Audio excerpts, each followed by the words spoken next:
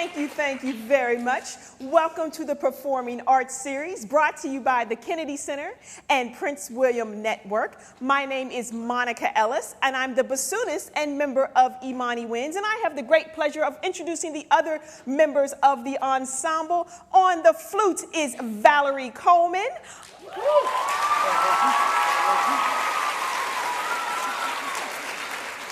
Toyin Spellman-Diaz plays the oboe. She's very happy about it. Mariam Adam is the clarinetist. And Mr. Jeff Scott plays the French horn.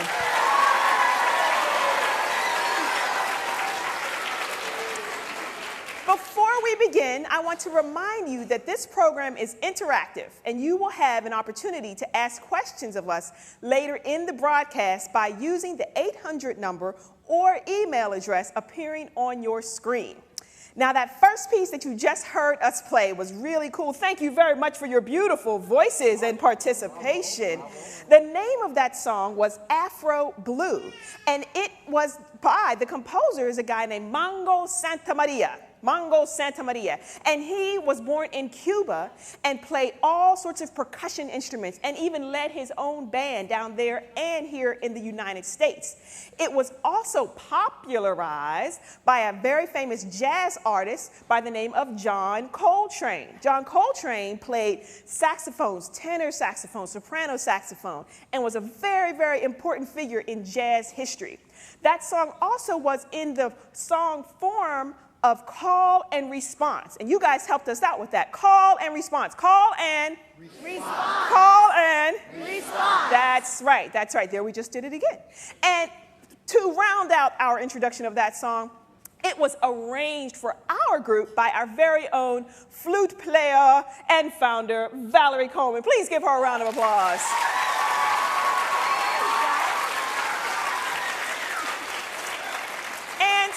Speaking of Valerie, she is going to introduce her instrument to you guys. Guys, I am so thrilled to bring the Woodwind Quintet here for you guys to listen to. Every single one of us in this group makes our sound through a vibration, and we all do it in different ways. Now, let me just back up real quick because I said a very important word. It starts with a V. I want to hear it from you guys. 1, 2, 3. Vibration. That's absolutely correct. Now, we use our wind to create the vibration, and I think that the flute is probably the most simple way of creating that vibration. After all, the only thing I have to do is just simply blow. Now, of course, you guys see this. Can you see this tone hole right here? This little bitty hole. I don't blow into the hole. I blow across, and that air splits in two, and that's what my vibration, how it's created. Here's how the flute sounds.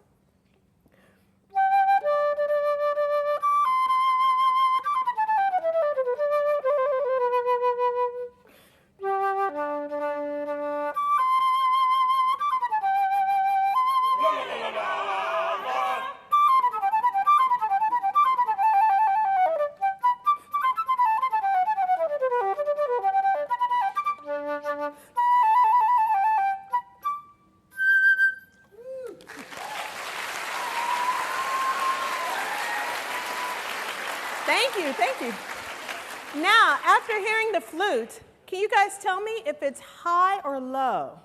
High, that's absolutely correct. And being a member of the wind quintet means that we all have different parts to play. Hey, it's just like being in a choir. What are the 4 voice parts of the choir? Start from the highest to the lowest. What's the highest? Soprano, then alto, then and last, bass, absolutely. And like you said before, the flute plays the soprano. Now, I have to tell you guys something really special. We're about to play a great piece for you that has a nice flute solo that's probably really, really famous. But it's written by a composer who was just 19 years old at the time. His name is Felix Mendelssohn, and he wrote A Midsummer Night's Dream. So put your hands together for A Midsummer Night's Dream.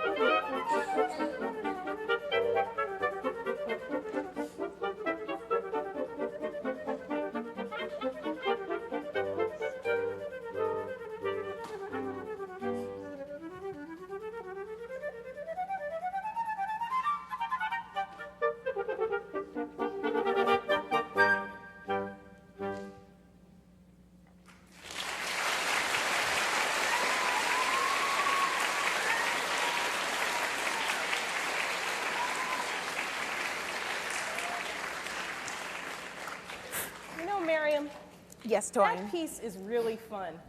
And I think when Mendelssohn wrote it, he was thinking about fairies. You know, this is a piece that is supposed to sound like little fairies sprinkling along their little fairy dust one night. Yes, I felt very fairy-like when I played that. Yeah, good, good. Well, there are two of us standing up here, aren't there? Yeah, I think we have to kind of give them a little bit of a disclaimer as to why these are two different instruments. Really? Yeah, and why don't we start with yours? Okay, I think I will start. This instrument is not the clarinet. Well, maybe they know. Maybe they know. Do you guys know what the name of this instrument is? I think I hear it out there. Can you guys say oboe together? Now sing it. Oboe! Oboe!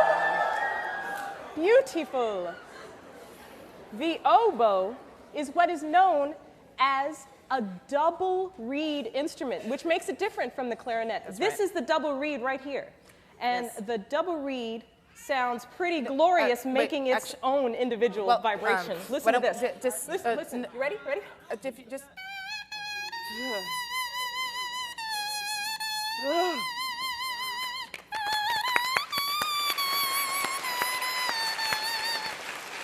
Thank you. Thank you. Now, the oboe plays the role in the woodwind quintet of the second soprano. We were talking about soprano, alto, tenor, bass. Oboe is kind of like a middle voice in there. And the oboe sounds glorious all by itself. Listen to this.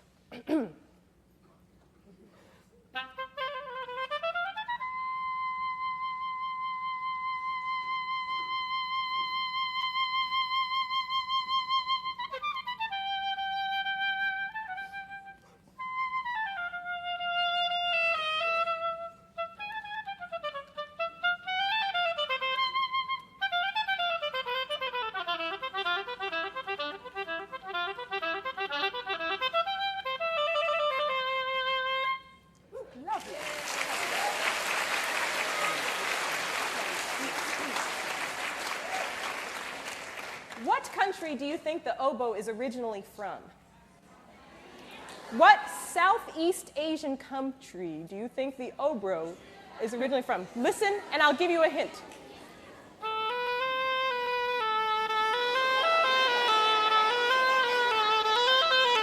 Who can guess? Yes, you with the sweatshirt on. That is a very good guess, but this is a Southeast Asian country. Yes. You say that really loudly. India. That is correct. It is from the country of India. Very good. So now, you will never, ever mix up the oboe and the clarinet. This is very true. Now, let's just go over a couple things that are similar about the oboe and the clarinet. Yes, they're made out of wood, and it's the same tree. It's a grenadilla tree, a very beautiful black wood tree. And it also has beautiful silver keys. But what, again, is the biggest difference? And what do I have? Does anybody know what I have that's in a reed? And not a double reed, but a single reed. These guys are smart. I know. That's right. But the inside also of the instrument looks slightly different. The clarinet is kind of cone-shaped, and the oboe is a cylindrical shape, kind of like a paper towel holder. And another very important... Wait, did you just call my instrument a paper towel holder? Okay, I'll let it go. It is an oboe. No, the clarinet is also the youngest of the instruments that you see up here. These instruments date back many thousands of years and in a more primitive form, but the clarinet is the younger one, including the player of the group. And, in youth this is like the old record player, this is like the new iPod, as far as... She just goes on like a screechy violin. Oh, so the clarinet also has, the reason why I personally fell in love with the clarinet was that it has a lot of different personalities, and it's an instrument that can be played in many, many different settings. Oh, really? Oh, yes. Could I just call out a setting and you could play whatever? Call out a style. Yeah, music? like a different, All right, genre. All right, let's start with classical. Okay.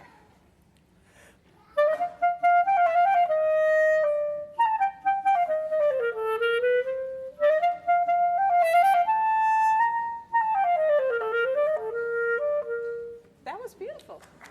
A little Mozart for you. Okay. Try another one. Try another one? Okay, how about jazz? All right.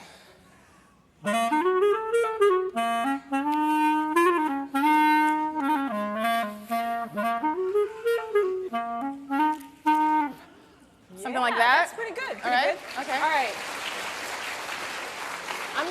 I'm gonna stump you now. You're not gonna be able to do this one. You ready? Ready? Okay. Uh-oh. It's polka. Let's hear you polka. Oh, Mariam. wait, no. Watch this. Okay, I know polka. all right.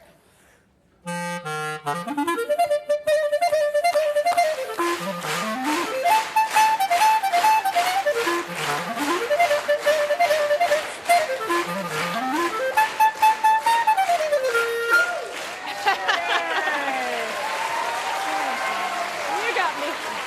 Yes. So as you can see, it's a diverse instrument, and all of us have the potential to play many different styles of music. For instance, let me go ahead and introduce the next piece that we're going to play for you guys. This is a very beautiful piece. It's actually a collection of pieces that we're going to play you 2 selections from. And it is by a composer who is one of the most famous African-American classical music composers back in the early 1900s. He was somebody who wrote a lot of choral music, orchestral music, and we were so happy to find this piece that he arranged for the Woodwind Quintet. And it is by William Grant Still. His name is William Grant Still. And he wrote a collection of folk songs. And we're going to play 2. One is by a Peruvian, it's more of a traditional Peruvian folk song that means lament, and it is called Yaravi. And it's in a Quechuan language. That is, a lament is something that can kind of make you feel sad, maybe reflectful, and it's a very beautiful melody that's played by the flute and the oboe. But we move on after that to a very soulful piece, also by William Grant Still. And this is called Jesus is a Rock in a Weary Land. And you will know when this piece starts because it starts with a really cool clarinet solo. All right, so now there is something that I want you guys to listen for, though.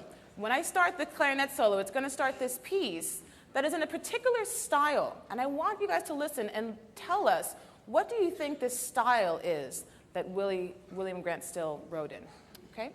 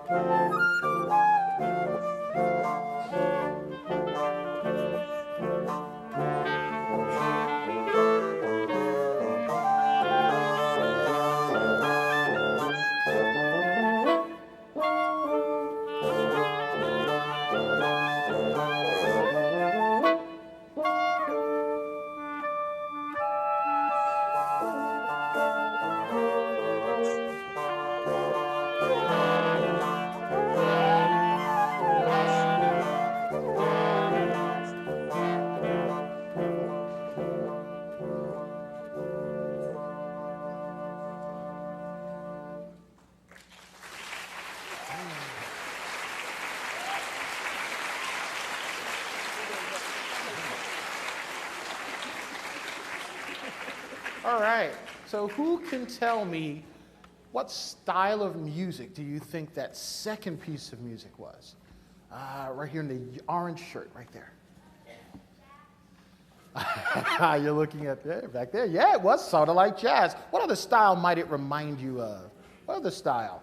Right there, right next to the camera. Yep. Blues, absolutely. All this music, this gospel kind of music, was kind of the beginnings of jazz, blues and jazz. Very, very good listening. Now, I have to make a confession. I am not a woodwind player. I know. I've been fooling them all along. My instrument is not a woodwind instrument. It is a brass. That's right. It's a brass instrument. And brass instruments make their sounds completely different from the woodwind instruments. I don't have a tone hole like the flute. I don't have a double reed like the oboe. I don't have a single reed like the clarinet. I have a mouthpiece. And in order to make that vibration that Valerie was talking about, I actually have to create that with my own lips, like this. No, it sounds kind of funny. Then you put that sound into the mouthpiece, and that kind of amplifies the sound. Then we put it into the horn, and we can make all kinds of incredible sounds. Now, before I play, I just want to tell you that this horn that you're looking at here is actually a modern or a new version of the horn. The old French horn, we're talking about 150 years ago, didn't have any of this stuff here called slides and tubing, and it also didn't have any of these things that I'm putting my fingers on. Who knows what these are called? Over here. Say it again? The pegs. That's a good guess. It's a very, very good guess. Anyone know? Young lady in the red. The keys, that's an even closer guess. They're called the valves. Can you all say valves? Valves. That's right. And without the valves, the instrument was really known as kind of like a hunting horn. They would bring it actually along when they were going hunting in the woods and make really, really cool fanfares to let people know that, oh my God, there's a fox or something, like this. Right.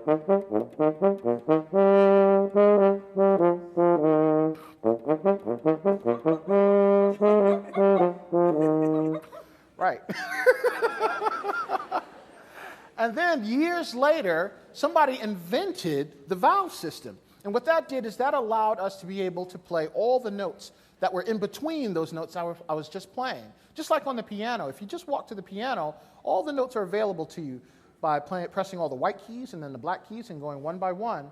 Well, I use different combinations of these valves in order to create all the notes. I can use no valves at all, or 1, 1 and 2. There's 7 different combinations that I can use, and that combined with the buzzing of my lips makes all the notes change, like this.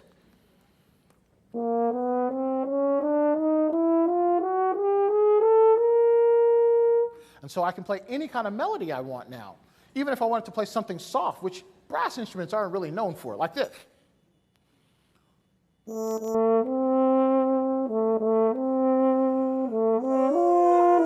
Let's go completely asleep behind me. It's by a composer by the name of Luciano Berio. It's an Italian composer. And he wrote a great piece of music for the woodwind quintet called Opus Number Zoo. Now, if I say Opus Number Zoo, what do you think this piece is going to be about? Who wants to take a guess? I'll take a hand. Young fellow in the shirt right there, red shirt, yeah. About animals, that's right. This is going to be about animals. Well, we're going to play one movement. It's in 4 pieces, but we're going to play one piece for you called Tomcats. Tomcats. Now, it's really important that you all are very, very attentive because this piece is so special because we get to act and speak as well as play our instruments while we're doing this piece. And while we're doing that, I would like you all to listen to the story. Perhaps you can tell Monica later what the story was about. And even more, somebody might be able to tell us what the moral of the story is. So really listen attentively to Tomcats.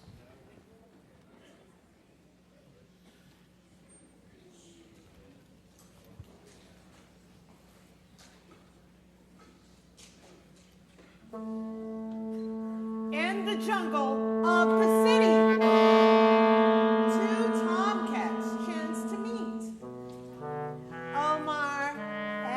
Bartholomew, tiptoeing around their beat.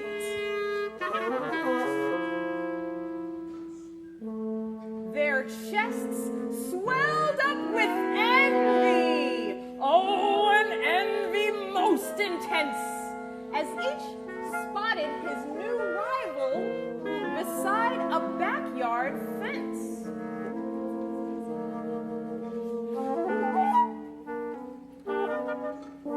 Bartholomew's tale, a tale of wide renown, made Omar stare insanely, that tale he'd love to own. Bartholomew stared also. He envied what he saw. He yearned to own the whiskers that Omar proudly wore.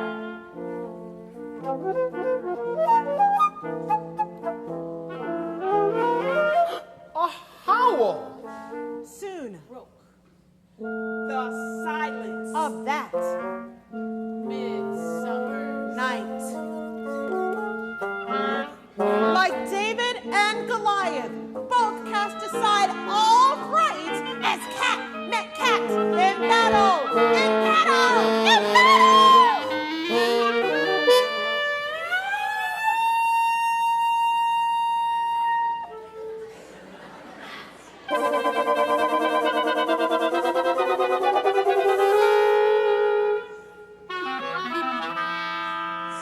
It was a beastly fight.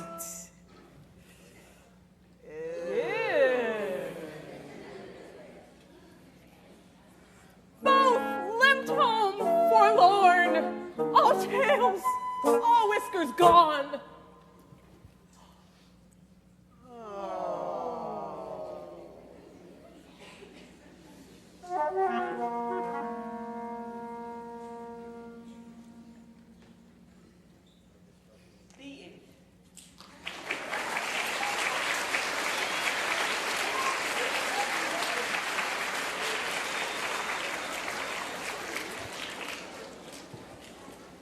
Like that story? It's kind of cool, right? Now, did anyone catch the moral of the story or what it was really about? How about way in the back with the yellow shirt on?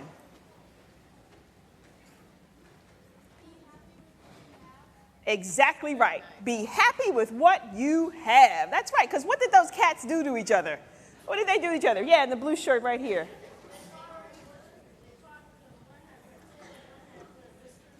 Right, and they ended up with what?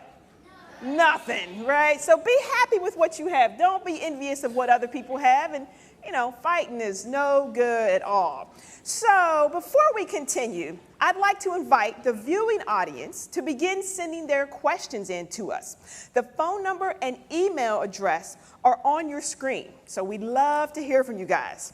And speaking of love, I love my instruments. Yes, I do. Don't you guys love it? Come on, come on. Who loves it? Come on. Yeah. Now, I really do love this instrument. And who knows the name of it? Okay, down front here, Maryland, number one. Bassoon. That's right. On the count of three, everybody say bassoon. 1, 2, 3. Bassoon! 1, 2, 3. Bassoon! 1, 2, 3.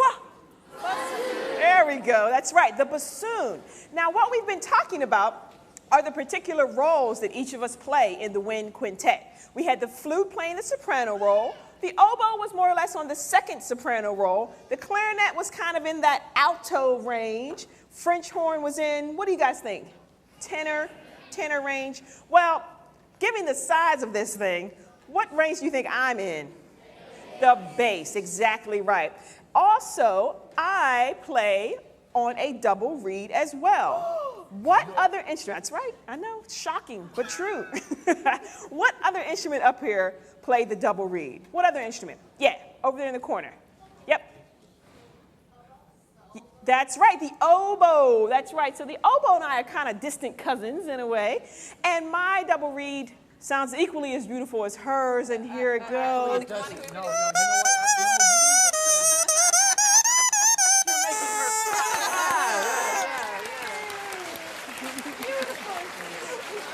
Right. I have a feeling you guys want me to put it back on the bassoon, right? Okay, so the bassoon you've been hearing is kind of like is like we said, a bass instrument, and really plays those bass lines pretty cool. Like in the first piece.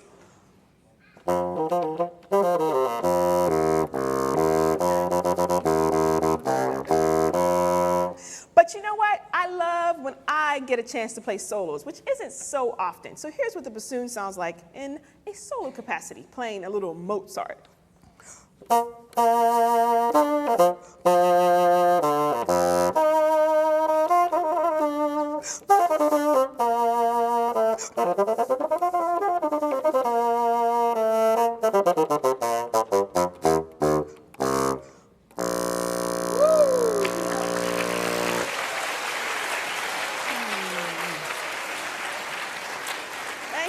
Thank you. Well, we have another piece for you guys. We've just been having a ball taking this musical journey. We were in Cuba to begin with, then we went to Italy, I guess, with Mendelssohn. Is that where he's from? Yeah, that's right. Sounds right. Germany, something like that. And then Europe.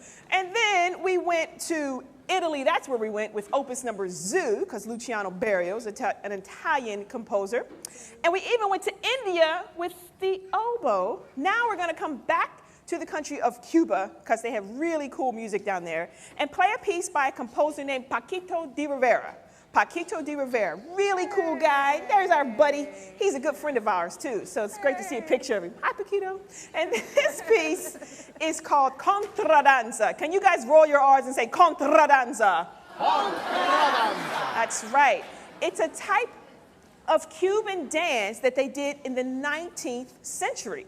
And he arranged this piece for us, well, not for us individually, but for the wind quintet, because he, when growing up in Cuba, had an incredible talent. He played the clarinet and the saxophone, played all sorts of instruments, and was a child prodigy, in fact. So he got the opportunity to write all kinds of music, Latin music, classical music, jazz, and this piece kind of has a little bit of everything in it. So we hope you guys enjoy Contradanza by Paquito de Rivera. Thanks a lot.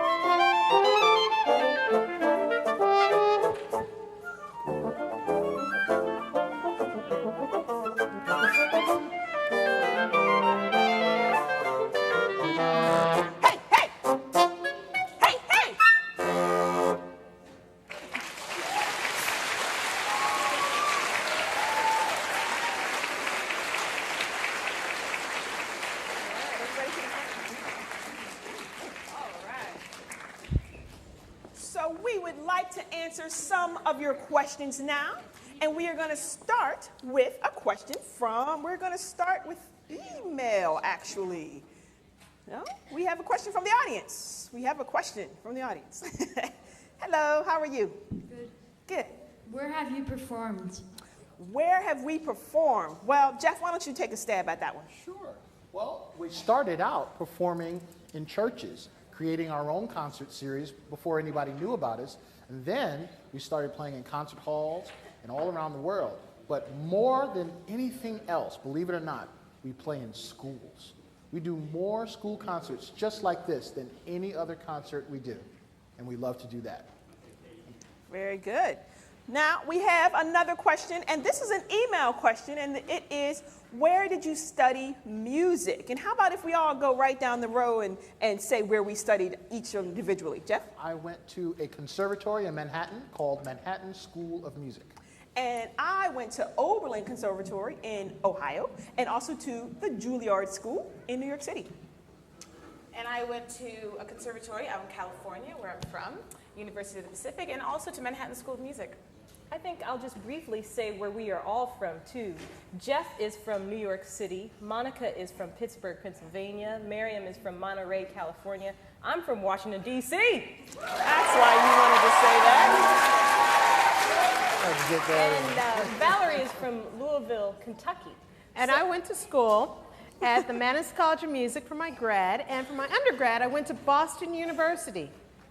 And Toyin, where'd you go to school? I went to school here at, I took lessons actually from the Kennedy Center a long time ago. I was part of their program called the National Symphony Fellowship Program, where I got free lessons. So that's a good thing for you guys to know about. If you study really hard and audition, you can be part of the fellowship program too and get free lessons. But then I went to Oberlin with Monica, and then to Manhattan School of Music for graduate work. Cool, thank you. We have another question right here in the audience. What is your favorite piece of music? What's our favorite piece of music? Valerie, why don't you answer that one? You know, I think that we all up here on stage love every type of music. After all, when we listen to different pieces, it makes us better musicians. We get to hear languages of music just like you would hear languages by going to a different country. So we love it all. There isn't one piece in particular that we love over another. Anybody else want to answer that one? What's our favorite piece of music? Well, actually, one of my favorite pieces to play is one of the ones we just did, which is Contradanza. Yeah. I love doing that. And usually we actually stomp when we do it. So right. That's really fun, too. That is fun. But I really like to listen to hip-hop, too. That's fun to listen to and all sorts of things. I say listen to all kinds of music because you never know what is your favorite that you don't even know about yet. You could have a favorite and you don't even know it's your favorite. Right. So listen to everything and take it all in. Absolutely. We have an email question for us and we'll answer that one. The question is, how did you decide what instrument to play? Well, of course, I played the bassoon and I had a really great teacher and he influenced me to play a different instrument. I was playing the clarinet and I love the clarinet, Mariam. That's easy to love. But he said, pick this one up. See if you like it, see if you want to stick with it. And I think it really kind of spoke to me. Anybody else, Jeff? Well, I think I picked my instrument because I wanted to be different from everybody else. When I was given the opportunity to pick an instrument, everybody picked clarinet and flute and the drums and saxophone, and nobody picked the French horn. I said, well, I'll take that. And I stuck with it. I ended up really liking it, and that's why I play it now. Other folks? I started playing oboe because I was in this program called the DC Youth Orchestra. And in the DC Youth Orchestra, there were about 8 billion flute players, which was the instrument I started on. I was playing flute. And then I noticed that there were only about 2 oboe players out of these hundreds of people who played in the DC Youth Orchestra. So I said, I'm going to try the instrument nobody else is playing, and then I'll get all the solos. That was my thought. There you go. Well, we're going to take another question right here from an audience member. Yes, what's your question? What do you do in your free time? Ooh, Mariam, what do you do in your free time? Well, you know, as much as we travel, I still enjoy traveling quite a bit. And I like to travel to new countries. And we're all, I think, also conscious of our health. We like to exercise and go. Since we live in New York City, it's an opportunity to go hear music and comedy and theater, things that you don't always get to do in other places, but you guys are lucky enough to have here in DC. So for me, it's sports and discovering new places and new languages for me is my hobby. Valerie, what do you like to do in your free time? Oh, wow. I love to play tennis. I love sewing. Let's see. I also am a composer, believe it or not. I write music. Whenever I have spare time, I sit down with my pen and paper and get to writing. We have a question from the email. We have an email question. There we go. And this time it's for me, for the bassoon player. It's me. What purpose does the strap serve? Wow, that is a really, really cool question. Well, the strap makes it so that I can actually hold this thing. It's a very heavy instrument, and if I didn't have the strap, then it would be difficult to hold up. Does anybody out there play saxophone? Right there, very good. So you know you have to, unless you're playing soprano, and even then sometimes you have to have a strap. Saxophone players wear straps, and when I'm sitting down, I don't know if you guys noticed or not, but I was actually sitting on a seat strap. And the seat strap hooks into the bottom of the bassoon, and it makes it so that I hold it in place. Because like I said, it's pretty heavy, and I would be doing a whole lot of this if I didn't have the help of the strap. That's a good question. We've got another question from an audience member. Yes? Do any of you compose songs for the group? Oh, well, segue. Valerie was just talking about that. Absolutely. I think that we love to write music for the group because we know all the personalities in the group. So we have, each melody has a personality of Monica or a personality of Toyin in it. Absolutely, we love to. And Jeff is another composer.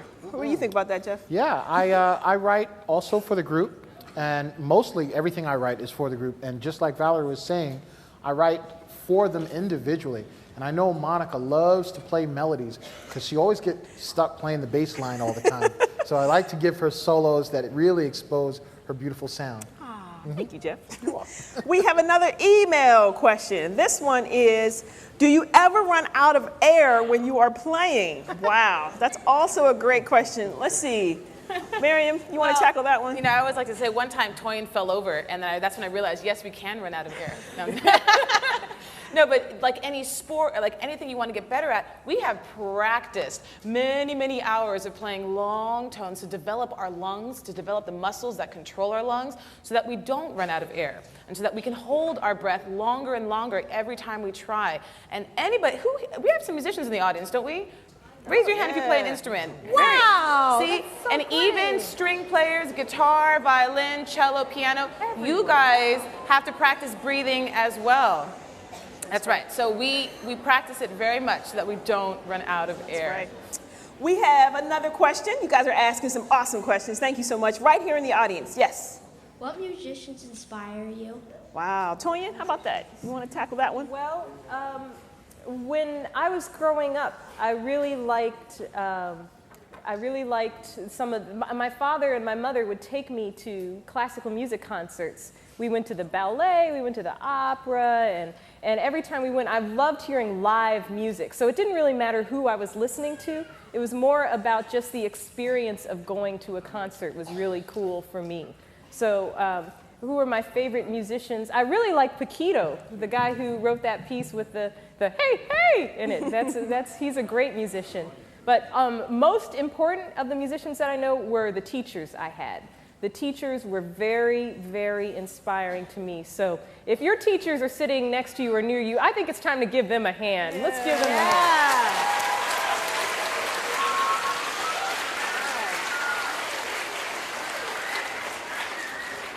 And you know what? For me, an inspiration to me was my dad. He was a musician, and he was my first teacher and my first cheerleader and all that good stuff. So if your parents out there encourage you, they're doing it for your own good. If they keep telling you to practice, it's a good thing. Listen to them. Listen to them. Now, we have another question that has come through via email, and we're going to take that one now. What are some techniques or good habits that young musicians should adopt? Whoa. Great Jeff being the youngest one of us all, I think you should answer that question, Jeff. Well, probably the most important thing that you could do is to practice. And I don't mean just sometimes. Now, it's really important that you understand that you practice a little bit every day, even if it's just 10 minutes. If you do just 10 minutes, and we'd love if we could do more, if you do 10 minutes every day, you'll see progress. But if you only practice 15 minutes today and you don't practice until next week, that won't do it. So that's one of the most important things, I think. Consistency. We've got one more question from an audience member, Mr. Maryland #1. What's your question? How do you decide what music to play? Oh, man. Valerie, how about you answer that one? You know, once a year, every single year, we go through a huge stack of music that's about this high. You know what you did? You said, this high. About this high. And we read through all of it, and we pick maybe 1 or 2 or even 3 or 4 pieces to play that year in our programs. And that's how we pick our music, and we talk about it a whole lot because, you know, it's 5 people with 5 big personalities, so we all like different things, and we talk about it and agree. And you It's know like what's Congress. really yeah, it is like Congress. You know what's really important with that idea and the idea of how do we choose our music? We all have to really enjoy the music that we're going to play. And if we could also just think, if you guys could think of anything that would be good to lead with, it's teamwork. And clearly there's 5 people up here, and like Valerie said, 5 opinions, 5 ideas. So it's really, really good to think about what works for the whole team. Well, we have run out of time. Can you believe it? We would like to just thank you guys. You've been an awesome audience. Thank you so much.